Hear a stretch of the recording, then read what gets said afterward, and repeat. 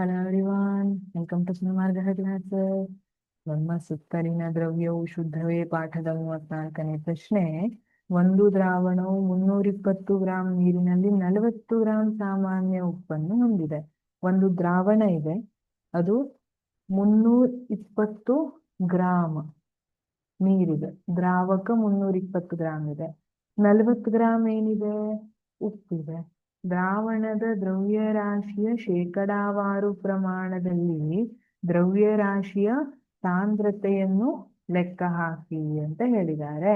ಹಾಗಿದ್ರೆ ಇಲ್ಲಿ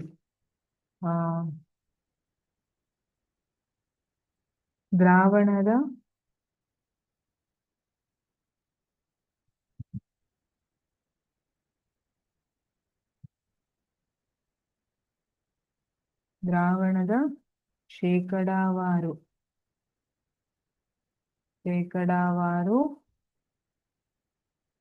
ದ್ರವ್ಯರಾಶಿಯ ಸಾಂದ್ರತೆ ಅಂತ ಕೊಟ್ಟಿದ್ದಾರೆ. ಹಾಗಾಗಿ ರಾಶಿಗಳ ನಡುವಿನ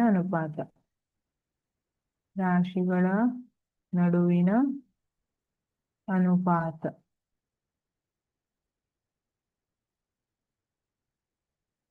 ಈಕ್ವಲ್ ಟು ದ್ರಾವ್ಯದ ರಾಶಿ, ದ್ರಾವ್ಯ ಎಷ್ಟು ತಗೊಂಡಿದ್ದಾರೆ ಅದರ ರಾಶಿ ಡಿವೈಡೆಡ್ ಬೈ ದ್ರಾವಣದ ರಾಶಿ.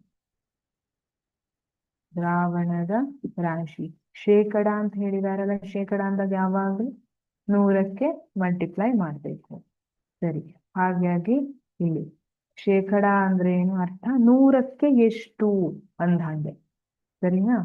ಈಗ ಹಾಗಿದ್ರೆ ದ್ರಾವ್ಯದ ರಾಶಿ, ದ್ರಾವ್ಯ ಯಾವ್ದು ಕೊಟ್ಟಿದ್ದಾರೆ? ಸಾಮಾನ್ಯ ಉಪ್ಪು. ದ್ರಾವ್ಯದ ರಾಶಿ ಎಷ್ಟು?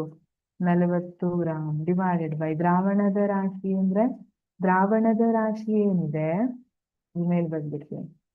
ದ್ರಾವಣದ ರಾಶಿ ಅನ್ನುವಂಥದ್ದು ದ್ರಾವ್ಯದ ರಾಶಿ, ದ್ರಾವಕದ ರಾಶಿ ಇದಕ್ಕೆ ಈಕ್ವಲ್ ಆಗಿರುತ್ತೆ. ದ್ರಾವ್ಯದ ರಾಶಿ ಎಷ್ಟಿದೆ?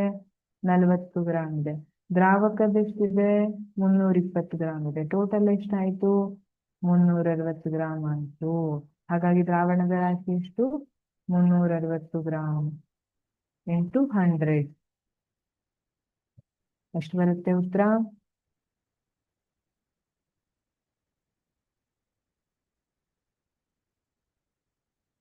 11.11% ಅಂತ.